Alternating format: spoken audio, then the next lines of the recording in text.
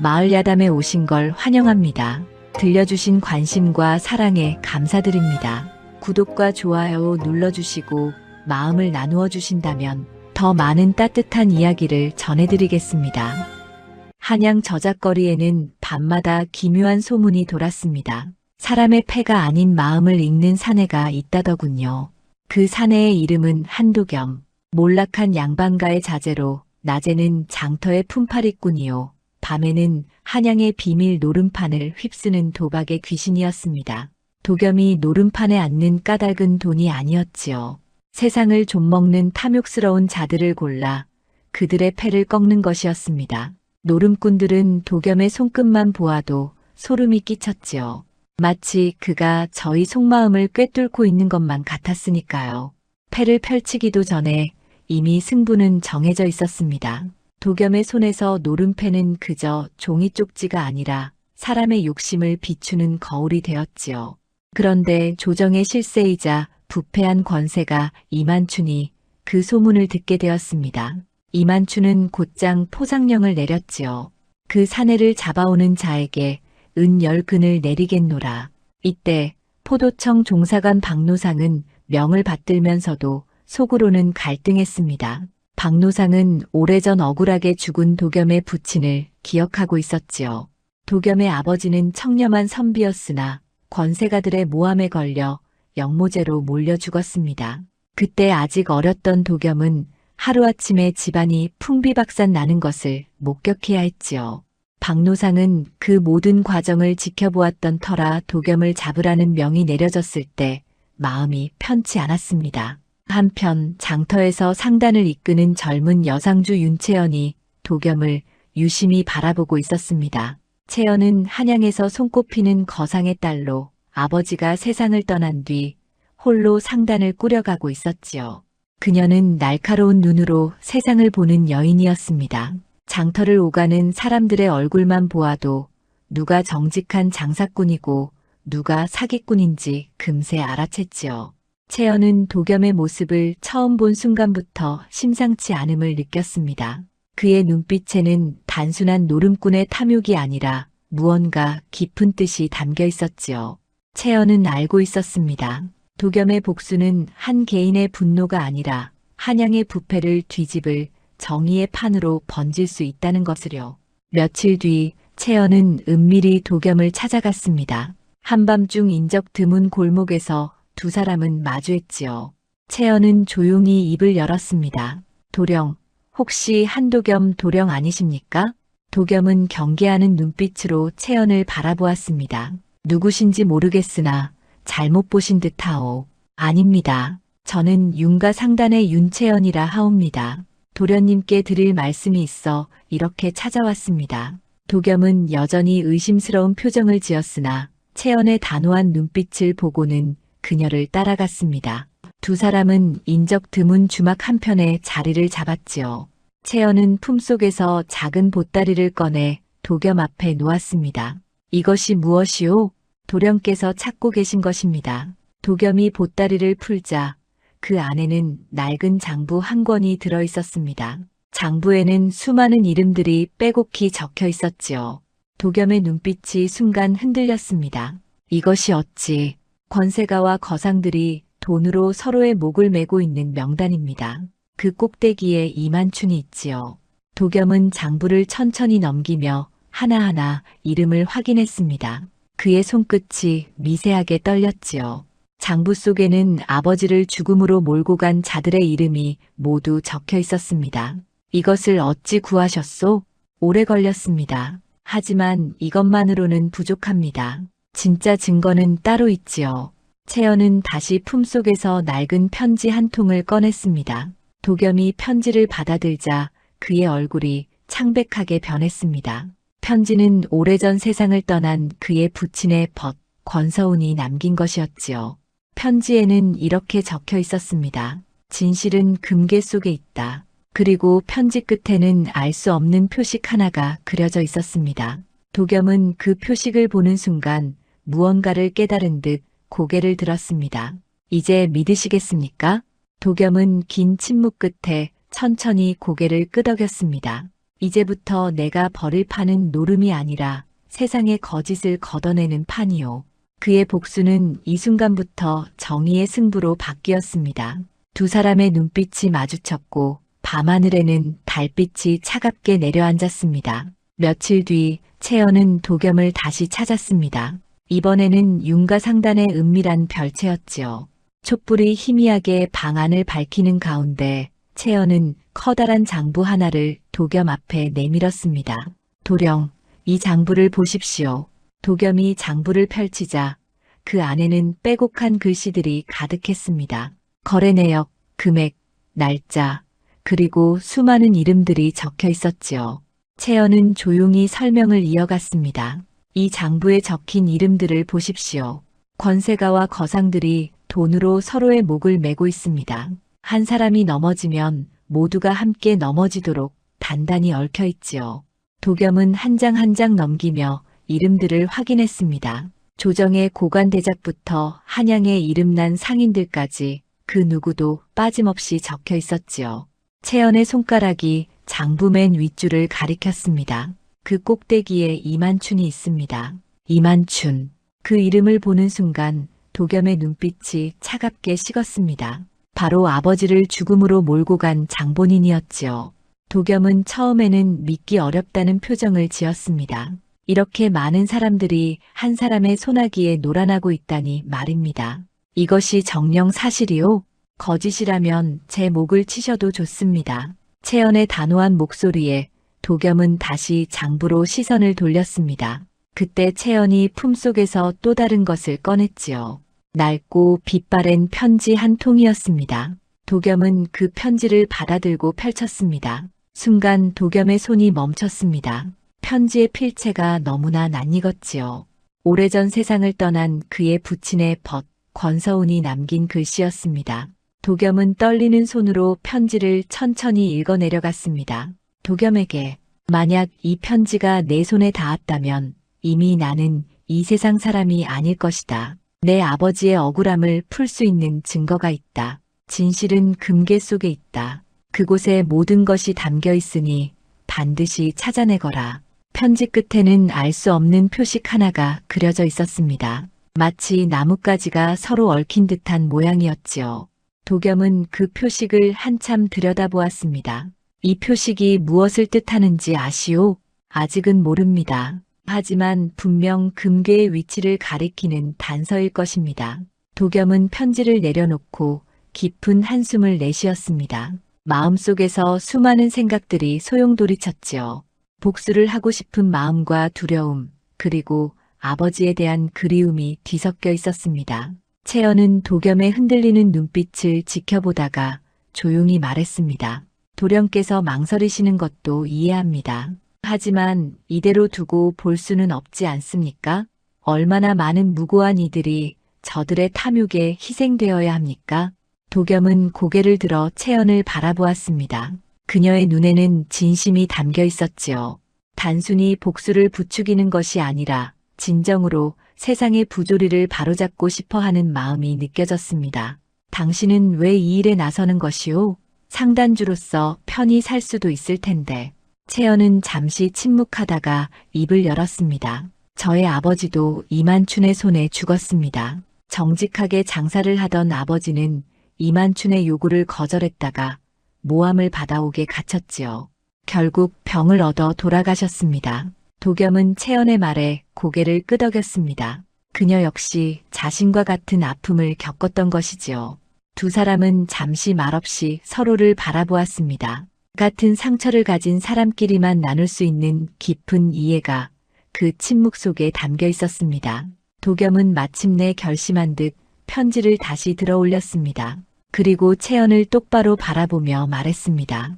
이제부터 내가 벌을 파는 노름이 아니라 세상의 거짓을 걷어내는 판이요.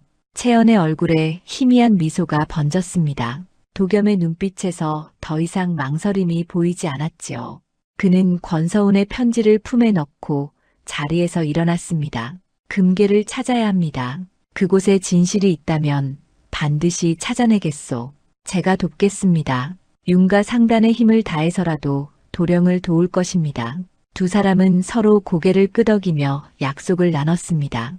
방 안의 촛불이 바람에 흔들리며 그들의 그림자를 길게 늘어뜨렸지요. 이제 복수가 아닌 정의를 위한 싸움이 시작되려 하고 있었습니다. 밖에서는 밤바람이 차갑게 불어왔습니다. 하지만 두 사람의 마음속에는 뜨거운 불꽃이 타오르고 있었지요. 세상을 바꿀 수 있다는 희망의 불꽃이었습니다. 보름달이 떠오른 밤, 이만춘이 운영하는 비밀 도박집 월진루에는 수상한 기운이 감돌았습니다. 높다란 기와집 안쪽 깊숙한 곳에 자리한 그곳은 겉으로는 풍류를 즐기는 사랑방 같았으나 실상은 한양의 권세가들이 모여 은밀한 거래를 나누는 장소였지요. 도겸은 채연의 도움으로 그곳에 발을 들여놓을 수 있었습니다. 채연이 윤가 상단의 이름으로 소개장을 써주었기에 가능한 일이었지요. 문지기는 소개장을 확인하고는 도겸을 안으로 들였습니다. 어서 들어오시게. 오늘 밤 큰손들이 많이 모였네. 안으로 들어서자 화려한 비단 병풍과 붉은 촛불이 방 안을 가득 채우고 있었습니다. 검은고 소리가 은은하게 울려 퍼지는 가운데 커다란 평상 위에는 이미 여러 사내들이 둘러앉아 패를 나누고 있었지요. 도겸은 조용히 자리 한 구석에 앉았습니다. 그리고 눈을 들어 주위를 살폈습니다. 조정의 거상과 무관, 그리고 권세가들이 한자리에 모여 있었지요. 모두들 얼굴에는 여유로운 웃음을 띠고 있었으나 눈빛만큼은 날카로웠습니다. 판이 시작되자 도겸은 일부러 초반부터 패를 져주었습니다. 한 판, 두 판 계속해서 지면서 자신을 하찮게 보이도록 했지요. 주위의 노름꾼들은 도겸을 보며 코웃음을 쳤습니다. 저런 솜씨로 어찌 이 자리에 왔는지 모르겠구먼. 윤가 상단이 소개했다니 믿고 왔더니 실망이로군. 도겸은 아무렇지 않은 듯 술잔을 기울이며 패를 내려놓았습니다. 하지만 그의 눈은 주위의 모든 것을 놓치지 않고 있었지요. 누가 어떤 손짓을 하는지, 누가 누구와 눈빛을 주고받는지 모든 것을 머릿속에 담아두었습니다. 밤이 깊어갈수록 술이 돌고 노리개 소리가 울려 퍼졌습니다. 분위기가 무르익자 이만춘이 모습을 드러냈지요. 그는 유유히 걸어들어와 자리에 앉았습니다. 도겸은 고개를 숙인 채 이만춘의 모습을 훔쳐보았습니다. 오늘 밤 재미가 쏠쏠한가 보구려. 이만춘의 목소리가 방 안을 채웠습니다. 모두들 공손하게 고개를 숙이며 인사를 올렸지요. 이만춘은 만족스러운 듯 고개를 끄덕이며 자리에 앉았습니다. 판이 다시 시작되었습니다. 도겸은 여전히 지는 척하며 상황을 살폈습니다. 이만춘은 패를 다루는 솜씨가 예사롭지 않았지요. 손놀림 하나하나에서 오랜 내공이 느껴졌습니다. 하지만 도겸의 눈에는 그보다 더 중요한 것이 보였습니다. 이만춘이 가끔씩 내실 쪽을 힐끗 쳐다보는 것이었지요. 그 시선이 향하는 곳에는 커다란 석등이 놓여 있었습니다. 도겸은 마음속으로 그 위치를 기억해 두었습니다. 저곳인가? 도겸은 속으로 생각했습니다. 채연이 말했던 금괴가 혹시 저 석등 아래 묻혀 있는 것은 아닐까 하는 생각이 들었지요. 권세가들과 거상들의 결탁 명단이 들어있다는 그 금괴 말입니다. 밤이 깊어지고 판이 끝날 무렵 도겸은 조용히 자리에서 일어났습니다. 지는 척하며 돈을 잃었기에 아무도 그를 주목하지 않았지요. 도겸은 달빛을 받으며 월진루를 빠져나왔습니다. 하지만 그는 알지 못했습니다. 이미 한 남자의 그림자가 그를 따라붙고 있다는 것을요. 바로 이만춘의 신복 장복수였습니다. 장복수는 멀찍이 떨어져 도겸의 뒤를 밟았습니다. 달빛 아래 그의 그림자가 길게 늘어졌지요. 도겸이 골목을 돌아 사라지자 장복수는 빠른 걸음으로 뒤따라갔습니다. 도겸은 채연과 약속한 주막으로 향했습니다. 그곳에는 이미 채연이 기다리고 있었지요. 도겸이 들어서자 채연은 조용히 물었습니다. 어떠했습니까? 석등입니다. 내실 한쪽에 놓인 석등 아래 무언가 있을 것 같습니다. 채연은 고개를 끄덕였습니다. 두 사람은 다음 계획을 짜기 시작했지요. 하지만 그들은 알지 못했습니다. 주막 밖 어둠 속에서 장복수가 그들의 대화를 엿듣고 있다는 것을요. 장복수는 입가에 차가운 미소를 띠며 몸을 돌렸습니다. 그리고 어둠 속으로 사라졌지요. 그의 발걸음은 이만춘이 있는 곳을 향하고 있었습니다. 달빛은 여전히 밝았지만 그 빛 아래 드리운 그림자는 점점 더 짙어지고 있었습니다. 도겸과 채연의 앞에는 예상치 못한 위험이 도사리고 있었지요. 하지만 두 사람은 아직 그 사실을 눈치채지 못한 채 내일의 계획만을 이야기하고 있었습니다. 밤바람이 차갑게 불어왔습니다. 마치 다가올 위험을 예고하듯이 말입니다. 다음 날 저녁 도겸이 주막으로 돌아가는 길목에서 한 여인이 나타났습니다. 월진루의 기녀 매화였지요. 그녀는 화려한 치맛자락을 휘날리며 도겸의 앞을 가로막았습니다. 도령, 잠깐만 기다려 주십시오. 도겸은 경계하는 눈빛으로 매화를 바라보았습니다. 월진루의 기녀라면 이만춘의 사람일 터 함부로 믿을 수 없었지요. 무슨 일이요? 매화는 주위를 살피더니 도겸에게 한 걸음 다가왔습니다. 그녀의 얼굴에는 두려움이 어려 있었지요. 떨리는 목소리로 매화가 말했습니다. 도령, 그 금괴의 위치를 알고 있습니다. 도겸의 눈빛이 순간 흔들렸습니다. 매화는 재빨리 품속에서 작은 비단 쪽지를 꺼냈습니다. 고운 비단에 가늘게 쓰인 글씨들이 보였지요. 이것을 받으십시오. 하지만 들키면 목숨을 잃을 것입니다. 도겸은 비단 쪽지를 받아들었습니다. 펼쳐보니 그 안에는 명단이 적혀 있었습니다. 권세가들의 이름과 거래 내역, 그리고 금괴가 숨겨진 곳의 위치까지 상세히 적혀 있었지요. 매화가 몰래 베껴둔 사본이었습니다. 어찌 이런 것을. 저도 한때는 양반집 딸이었습니다. 집안이 몰락하여 이 꼴이 되었지요. 이만춘 대감은 제 아버지를 파멸로 몰아넣은 자입니다. 매화의 목소리에는 깊은 한이 서려 있었습니다. 도겸은 그녀의 눈을 바라보았습니다. 그 눈에는 복수심과 동시에 체념이 함께 담겨 있었지요. 왜 나를 돕는 것이오? 도령께서 그 판을 뒤엎으실 수 있을 것 같아서입니다. 이 글이 빛을 잃기 전 읽어두십시오. 매화는 비단 쪽지를 건네고는 몸을 돌렸습니다. 그때였습니다. 어둠 속에서 인기척이 들렸지요. 매화의 얼굴이 창백하게 변했습니다. 들켰습니다. 어서 가십시오. 하지만 어서요. 매화는 도겸을 밀쳐내며 반대 방향으로 뛰기 시작했습니다. 도겸이 그녀를 부르려는 순간 장복수가 부하들을 이끌고 나타났지요. 저기 있다. 놓치지 마라. 장복수의 목소리가 밤하늘을 갈랐습니다. 매화는 있는 힘껏 달렸지만 곧 포위당하고 말았습니다. 도겸은 숨어서 그 광경을 지켜볼 수밖에 없었지요. 비단 쪽지를 품에 꼭 안고 이를 악물었습니다. 장복수는 매화 앞에 섰습니다. 차가운 눈빛으로 그녀를 내려다보며 물었습니다. 누구에게 주려던 것이냐? 매화는 대답하지 않았습니다. 그저 고개를 들어 하늘을 바라볼 뿐이었지요. 달빛이 그녀의 얼굴을 비추었습니다. 장복수가 칼을 뽑아들었습니다. 마지막으로 묻겠다. 누구냐? 모르는 사람입니다. 그저 지나가는 이에게 부탁했을 뿐입니다. 매화는 거짓말을 했습니다. 도겸을 살리기 위해 스스로 미끼가 되기로 한 것이지요. 장복수는 코웃음을 쳤습니다. 어리석은 계집. 칼이 번쩍였습니다. 매화의 몸이 천천히 무너졌지요.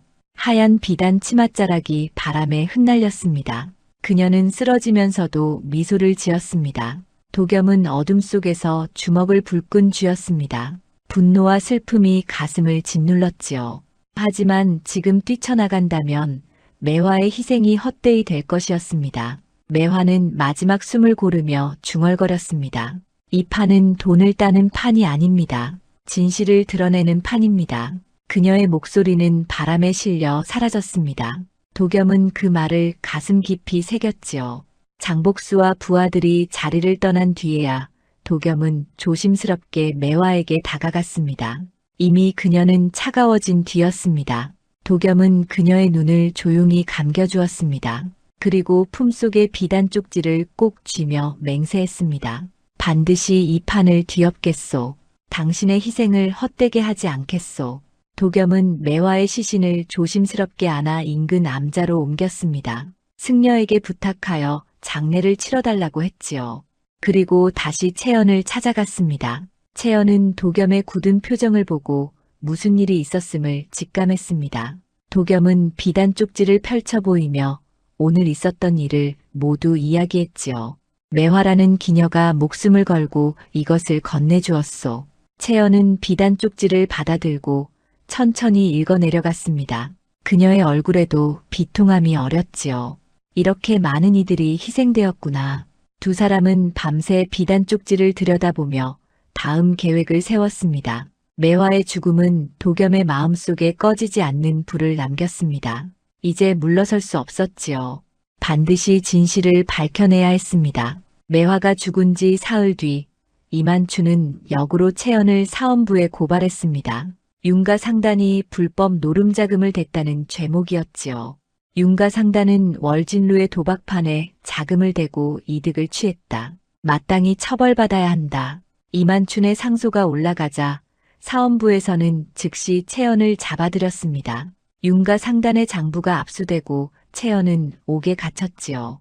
도겸은 그 소식을 듣고 황급히 달려갔으나 이미 늦은 뒤였습니다. 채연 낭자를 풀어주시오. 그것은 누명입니다. 하지만 사헌부 관리들은 도겸의 말을 들으려 하지 않았습니다. 도겸은 이를 악물며 돌아섰지요. 채연을 구하려면 돈이 필요했습니다. 관아의 문지기부터 옥졸까지 모두 돈으로 움직이는 세상이었으니까요. 도겸은 그날 밤부터 한양의 도박판을 돌았습니다. 밤낮 없이 패를 잡고 돈을 벌었지요.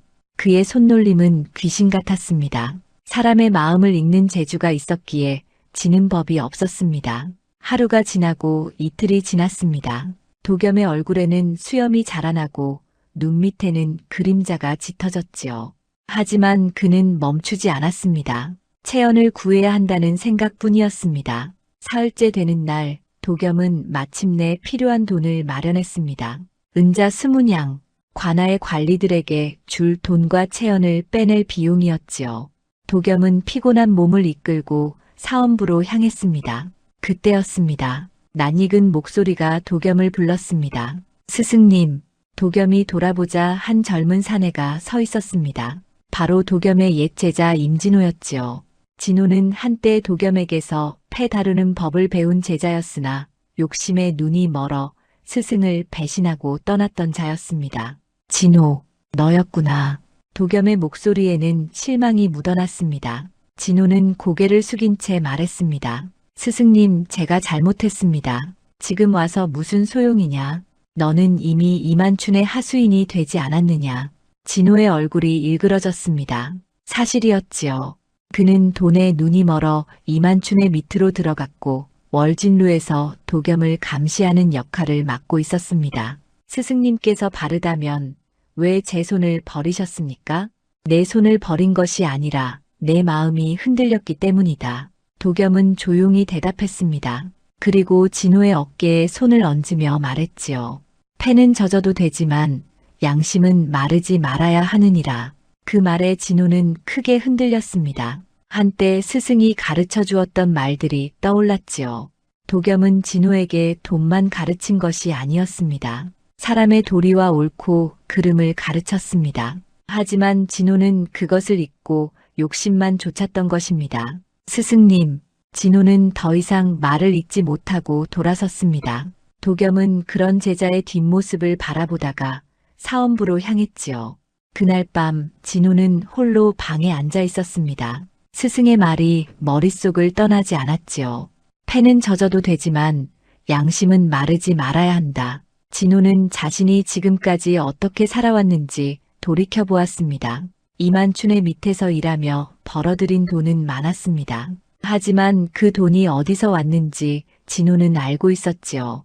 억울하게 희생된 사람들의 피와 눈물로 만들어진 돈이었습니다. 진호는 결심했습니다. 이대로는 안 된다고 말입니다. 그는 조용히 자리에서 일어나 이만춘의 서재로 향했지요. 밤이 깊어 아무도 없는 틈을 타서였습니다. 서재에는 수많은 문서들이 쌓여 있었습니다. 진호는 그 중에서 매화가 베껴두었다던 명단의 원본을 찾았습니다. 그리고 조심스럽게 그것을 품에 넣었지요.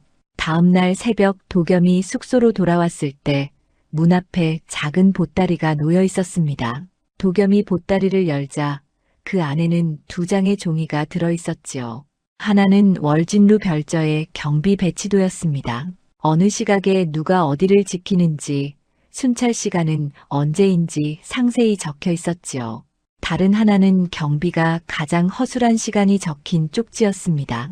그리고 짧은 글귀 하나가 적혀 있었습니다. 스승님 용서하십시오. 이것으로 제 죄를 조금이나마 씻고자 합니다.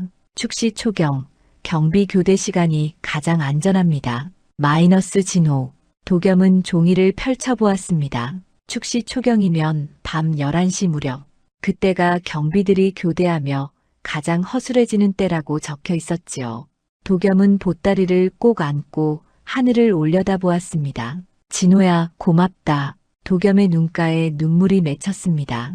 제자가 돌아온 것이지요. 비록 늦었지만 양심을 되찾은 것입니다. 도겸은 경비 배치도를 품에 넣고 채연을 만나러 갔습니다. 이제 모든 준비가 끝났습니다. 금괴를 찾아내고 채연을 구할 시간이었지요. 도겸의 눈빛에는 결연한 의지가 서려 있었습니다. 축시 초경, 달빛도 구름에 가려진 어둠 속에서 도겸은 월진루 별저의 담장을 넘었습니다. 진호가 알려준 대로 경비들이 교대하는 시간이었지요. 정원은 고요했고 석등만이 희미한 빛을 내고 있었습니다. 도겸은 매화가 알려준 그 석등으로 조심스럽게 다가갔습니다. 품속에서 작은 삽을 꺼내 석등 아래를 파기 시작했지요. 얼마 지나지 않아 딱딱한 무언가가 손에 닿았습니다. 금괴였습니다. 생각보다 작은 괴였지만 묵직한 무게가 느껴졌지요. 도겸은 조심스럽게 금괴를 들어 올렸습니다. 그리고 자물쇠를 부수고 뚜껑을 열었습니다. 안에는 여러 장의 문서가 들어 있었습니다. 도겸은 떨리는 손으로 문서들을 하나씩 펼쳐보았지요. 부패한 권세가들의 거래 기록, 뇌물 명단, 그리고 무고한 이들을 영모로 몰아넣은 증거들이 빼곡히 적혀 있었습니다. 그 중에서도 도겸의 눈길을 사로잡은 것은 한 장의 낡은 상소문이었습니다. 바로 도겸의 부친이 영모로 몰리게 된 날조된 상소문의 초안이었지요. 이만춘의 필체로 쓰인 것이 분명했습니다. 아버지, 도겸은 상소문을 꼭 쥐며 눈물을 흘렸습니다. 드디어 찾았습니다. 아버지의 억울함을 풀 수 있는 증거를 말입니다. 도겸은 금괴를 품에 안고 일어났습니다. 그 순간이었습니다. 어둠 속에서 칼이 번쩍였지요. 도겸은 재빨리 몸을 피했으나 어깨에 칼이 스쳤습니다. 장복수가 자객들을 이끌고 나타난 것이었습니다. 내 놈이 여기까지 올 줄 알았다. 장복수의 차가운 목소리가 정원에 울려 퍼졌습니다. 자객들이 사방에서 도겸을 애워쌌지요. 도겸은 금괴를 꼭 안고 뒷걸음질 쳤습니다. 이제 내 목숨이 금보다 값지다. 장복수가 손을 들자 자객들이 일제히 칼을 뽑았습니다. 도겸은 사면초가였지요. 금괴를 지키면서 빠져나갈 방법이 없었습니다. 칼끝이 번쩍이며 도겸을 향해 날아왔습니다. 도겸이 눈을 감는 순간 누군가가 앞을 가로막았지요. 도령, 박노상이었습니다. 포도청 종사관인 그가 칼을 막아선 것이었습니다. 박노상의 등에 칼이 깊이 박혔지요. 피가 흘러내렸습니다. 도겸이 박노상을 부축했습니다. 박노상은 피를 흘리면서도 금괴를 품에 감추며 말했습니다. 정의는 살아야 한다. 박노상은 자신의 관복 안쪽에 금괴 속 명단 사본을 숨겼습니다. 그리고 도겸에게 속삭였지요. 내가 시간을 벌 테니 어서 가시오. 나리를 두고 갈 수 없습니다. 가시오. 이것을 세상에 알려야 합니다. 박노상은 도겸을 밀치고 장복수에게 달려들었습니다. 자객들이 박노상을 애워쌌지요. 도겸은 이를 악물고 담장을 넘었습니다. 뒤에서 칼 부딪는 소리와 비명이 들려왔습니다. 도겸은 달렸습니다. 피눈물을 흘리며 달렸지요. 박노상의 희생을 헛되게 할 수 없었습니다. 숨이 찰 때까지 달려 윤가 상단의 별채에 도착했습니다. 그곳에는 옥에서 풀려난 채연이 기다리고 있었습니다. 도겸이 마련한 돈으로 겨우 빠져나온 것이지요. 채연은 상처 입은 도겸을 보고 놀라 달려왔습니다. 도령, 이게 무슨 일입니까?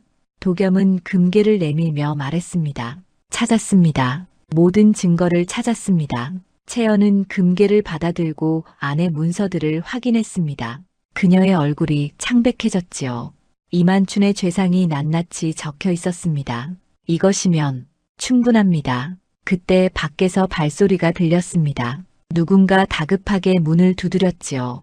문이 열리자 피투성이가 된 박노상이 쓰러졌습니다. 나리, 도겸과 채연이 박노상을 부축했습니다. 박노상은 숨을 헐떡이며 품속에서 명단 사본을 꺼냈습니다. 이것을 반드시 세상에. 박노상은 마지막 힘을 다해 말했습니다. 판을 거둘 때 이긴 자가 아니라 올곧은 자가 웃는다. 그 말을 남기고 박노상은 눈을 감았습니다. 도겸은 박노상의 손을 꼭 잡았지요.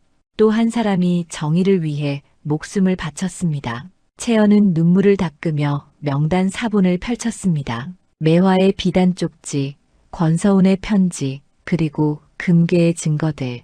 이제 모든 것이 갖춰졌습니다. 도령, 이제 판을 뒤엎을 때입니다. 도겸은 고개를 끄덕였습니다. 매화와 박노상의 희생을 헛되게 할 수 없었지요. 두 사람은 밤새 증거들을 정리하며 마지막 계획을 세웠습니다. 동이 트기 시작했습니다. 도겸의 눈빛에는 더 이상 흔들림이 없었습니다. 이제 이만춘과 마주할 시간이었지요. 며칠 뒤 이만춘은 한양의 권세가들을 모아 비밀 사교 모임을 열었습니다. 겉으로는 시문을 나누는 자리였으나 실상은 결탁을 재확인하는 자리였지요. 이름하여 음덕회였습니다. 이만춘의 별장에는 조정의 고관 대작들이 모여들었습니다. 화려한 병풍이 둘러쳐진 대청에는 술상이 차려졌고 기녀들이 검은고를 타며 분위기를 돋우었지요. 모두들 웃고 떠들며 즐거운 시간을 보내고 있었습니다. 그때 이만춘이 손뼉을 쳤습니다. 기녀들이 물러가고 대청이 조용해졌지요. 이만춘이 입을 열었습니다. 여러분, 오늘 특별한 손님을 모셨습니다. 문이 열리고 도겸이 들어섰습니다. 권세가들은 수군거렸지요. 한낱 노름꾼이 이 자리에 왔다니 말입니다. 이만춘은 도겸을 바라보며 말했습니다. 한도겸, 내가 무슨 짓을 꾸미는지 다 알고 있다. 하지만 오늘은 특별히 기회를 주겠다. 이만춘은 바둑판을 가리켰습니다. 그리고 차갑게 웃으며 말했지요. 패로 내 목숨을 걸어보지 않겠느냐? 내가 이기면 내 부친의 누명을 벗겨주지. 도겸은 잠시 망설이다가 고개를 끄덕였습니다. 권세가들이 둘러앉는 가운데 두 사람은 마주 앉았지요. 밀실 안에는 긴장감이 감돌았습니다. 판이 시작되었습니다. 이만춘의 손놀림은 귀신 같았습니다. 수십 년 권모술수로 단련된 솜씨였지요. 하지만 도겸도 만만치 않았습니다. 두 사람의 승부는 숨조차 막힐 만큼 팽팽했습니다. 시간이 흘렀습니다. 이만춘의 이마에 땀방울이 맺혔지요. 도겸은 조용히 패를 내려놓으며 말했습니다. 패는 눈으로 보는 것이 아니라 마음으로 가르는 것입니다. 그 순간 밖에서 소란이 들려왔습니다. 문이 벌컥 열리며 채연이 사원부 관리들과 함께 들어섰습니다. 그녀의 손에는 박노상이 지켜낸 명단 사본과 매화의 비단 쪽지, 권서운의 편지, 그리고 금괴의 문서들이 들려 있었지요. 이만춘 대감, 당신의 죄를 낱낱이 밝히겠습니다. 채연은 문서들을 펼쳐 보였습니다. 사원부 관리들이 하나하나 확인했지요. 권세가들의 결탁 명단, 뇌물거래 기록, 그리고 무고한 이들을 역모로 몰아넣은 증거들이 모두 드러났습니다. 이것이 어찌된 일이냐? 이만춘이 벌떡 일어섰습니다. 하지만 사원부 관리들이 그를 애워쌌지요. 도겸이 조용히 말했습니다. 대감, 판은 이미 끝났습니다. 당신이 졌습니다. 이만춘의 얼굴이 새하얗게 질렸습니다. 음덕회에 모인 권세가들도 안색이 변했지요. 사원부 관리들은 명단에 적힌 이름들을 하나씩 불렀습니다. 김판서, 이첨지, 박참판, 모두 이 자리에서 움직이지 마시오. 대청은 순식간에 아수라장이 되었습니다. 권세가들은 도망치려 했으나 이미 포도청 군사들이 별장을 포위하고 있었지요. 한 사람도 빠져나갈 수 없었습니다. 이만춘은 마지막 발악을 했습니다. 품속에서 칼을 꺼내 도겸에게 달려들었지요. 하지만 사원부 관리가 그의 손목을 붙잡았습니다. 칼이 바닥에 떨어졌습니다. 이놈들, 내가 무너지면 조정도 무너질 것이다. 이만춘이 고함을 질렀습니다. 하지만 아무도 그의 말에 귀 기울이지 않았지요. 사원부 관리들은 차갑게 말했습니다. 이만춘, 내 죄상이 드러났다. 영모날조, 뇌물수수, 백성 착취, 그 죄를 어찌 감당하겠느냐. 이만춘은 무릎을 꿇었습니다. 그토록 권세를 누리던 자가 한순간에 죄인으로 전락한 것이지요. 채연은 도겸을 바라보며 고개를 끄덕였습니다. 드디어 해냈습니다. 다음 날 이만춘은 의금부로 이송되었습니다. 문초가 시작되자 그는 모든 죄를 자백했지요. 더 이상 숨길 수도 빠져나갈 수도 없었습니다. 내 아비 한도봉은 영모를 꾸민 것이 아니었다. 내가 모함한 것이다. 이만춘의 입에서 진실이 쏟아져 나왔습니다. 도겸은 의금부 밖에서 그 소식을 들었지요. 눈물이 흘러내렸습니다. 드디어 아버지의 억울함이 풀린 것입니다. 의금부에서는 이만춘에게 극형을 내렸습니다. 그의 재산은 모두 몰수되고 가족들은 노비로 떨어졌지요. 음덕회에 모였던 권세가들도 모두 벌을 받았습니다. 한양의 부패한 고리가 끊어진 것이었습니다. 신복 장복수는 도망치다 백성들에게 붙잡혀 관아로 끌려갔습니다. 제자 임진호는 스스로 관아에 나와 거짓 증언을 철회했지요. 그는 도겸에게 용서를 구했습니다. 스승님, 용서해 주십시오. 도겸은 진호의 어깨를 두드렸습니다. 내가 올바른 길로 돌아온 것만으로도 충분하다. 모든 판이 끝났습니다. 도겸의 부친의 누명은 마침내 풀렸고 한양에는 새로운 바람이 불기 시작했습니다. 이만춘이 의금부로 끌려간 지 보름이 지났습니다. 그동안 한양 전체가 들썩였지요. 조정의 권세가들이 줄줄이 잡혀가고 부패의 고리가 하나씩 끊어지는 모습을 백성들은 신기한 듯 지켜보았습니다. 의금부에서는 매일같이 문초가 이어졌습니다. 이만춘은 형틀에 묶여 모든 죄를 토해냈지요. 뇌물을 받은 액수, 무고한 이들을 죽음으로 몰아넣은 일들, 백성들의 땅을 빼앗은 기록들이 낱낱이 밝혀졌습니다. 내가 무너지면 조정도 무너질 것이다. 이만춘의 외침은 텅 빈 정각에 메아리칠 뿐이었습니다. 아무도 그를 구하러 오지 않았지요. 그토록 많은 이들과 결탁했으나 정작 위기가 닥치자 모두 그를 외면했습니다. 조정에서는 이만춘의 죄상이 드러나자 그를 죄인으로 단죄했습니다. 대역죄인으로 몰려 사형이 선고되었지요. 그의 재산은 모조리 국고로 몰수되었고 저택은 불태워졌습니다. 가족들은 관비로 떨어져 흩어졌습니다. 형장으로 끌려가는 날 이만춘은 초라한 죄인복을 입고 있었습니다. 한때 화려한 비단옷을 걸치고 권세를 누리던 모습은 온데간데 없었지요. 백성들은 거리에 늘어서서 그를 향해 야유를 보냈습니다. 저 죄인이 우리 땅을 빼앗아간 놈이다. 우리 아버지를 죽인 원수다. 이만춘은 고개를 들 수 없었습니다. 자신이 저지른 죄의 무게가 얼마나 큰지 비로소 깨닫게 된 것이지요. 형장에 도착하자 망나니가 칼을 들었습니다. 도겸은 멀찍이 떨어진 곳에서 그 광경을 지켜보았습니다. 복수를 이루었으나 마음이 편하지만은 않았지요. 채연이 옆에 서서 조용히 말했습니다. 도령, 후회하십니까? 아닙니다. 다만 이렇게까지 되어야 했나 하는 생각이 듭니다. 도령께서 하신 일은 복수가 아니라 정이었습니다. 그것을 잊지 마십시오. 망나니의 칼이 떨어졌습니다. 이만춘의 목이 땅에 굴렀지요. 그렇게 한 시대의 권세가가 완전히 사라졌습니다. 그의 신복 장복수는 도망치다 백성들에게 맞아 죽었고 음덕회의 권세가들도 모두 벌을 받았습니다. 제자 임진호는 스승 앞에 무릎을 꿇고 용서를 구했습니다. 도겸은 진호를 일으켜 세우며 말했지요. 내가 잘못을 뉘우쳤으니 그것으로 족하다. 이제 새로운 길을 가거라. 진호는 눈물을 흘리며 절을 올렸습니다. 그리고 한양을 떠나 바른 삶을 살겠다고 다짐했지요. 모든 판이 끝난 뒤 도겸의 부친의 누명은 완전히 벗겨졌습니다. 조정에서는 도겸의 부친에게 관직을 복권시키고 억울하게 죽은 이들을 위한 제사를 지냈지요. 도겸은 아버지의 묘 앞에 무릎을 꿇고 절을 올렸습니다. 아버지, 이제 편히 쉬십시오. 도겸의 눈에서 눈물이 흘러내렸습니다. 오랜 세월 품었던 한이 비로소 풀린 것이지요. 며칠 뒤 도겸은 이름을 감추고 한양을 떠났습니다. 그리고 작은 마을에 서당을 열었지요.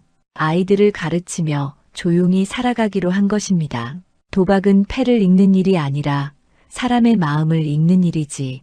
그 마음을 바르게 쓰는 것이 진정한 승부란다.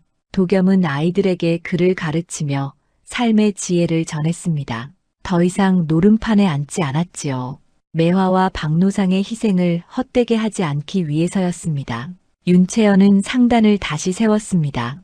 이만춘에게 억울하게 빼앗긴 백성들의 땅과 재산을 되찾아주는 일에 앞장섰지요. 그녀는 정직한 장사로 상단을 더욱 크게 키워나갔습니다. 어느 날 채연이 도겸의 서당을 찾아왔습니다. 두 사람은 마루에 나란히 앉아 차를 마시며 이야기를 나누었지요. 도령, 편안하게 지내십니까? 그렇습니다. 이렇게 사는 것도 나쁘지 않습니다. 매화와 박나으리께서도 기뻐하실 겁니다. 두 사람은 잠시 말없이 하늘을 바라보았습니다. 구름이 천천히 흘러가고 있었지요. 그들이 함께 걷는 마을길에는 햇살이 따스하게 내리쬐었습니다. 장터에서는 백성들이 웃으며 장사를 하고 아이들이 뛰어놀고 있었지요. 도겸은 그 모습을 보며 미소 지었습니다. 문득 매화의 마지막 말이 떠올랐습니다. 거짓된 세상에도 진심한 조각은 남는 법이지요. 도겸은 고개를 끄덕였습니다. 비록 많은 희생이 있었지만 그 덕분에 세상은 조금 더 나아졌습니다. 이제 사람들은 두려움 없이 살아갈 수 있게 되었지요. 채연이 물었습니다. 도령, 후회는 없으십니까? 없습니다. 패는 걷어야 할 때가 있는 법입니다. 우리는 제때 판을 걷었습니다. 두 사람은 함께 웃었습니다. 그리고 각자의 길을 향해 걸어갔지요. 도겸은 서당으로, 채연은 상단으로 돌아갔습니다. 해가 저물고 저녁 노을이 하늘을 붉게 물들였습니다. 도겸은 서당 마루에 앉아 먼 산을 바라보았습니다. 이제 그의 마음에는 평화가 찾아왔지요. 정의는 때로 더디게 오지만 반드시 온다는 것을 도겸은 깨달았습니다. 그리고 그 정의를 지키기 위해 희생한 이들을 결코 잊지 않을 것입니다.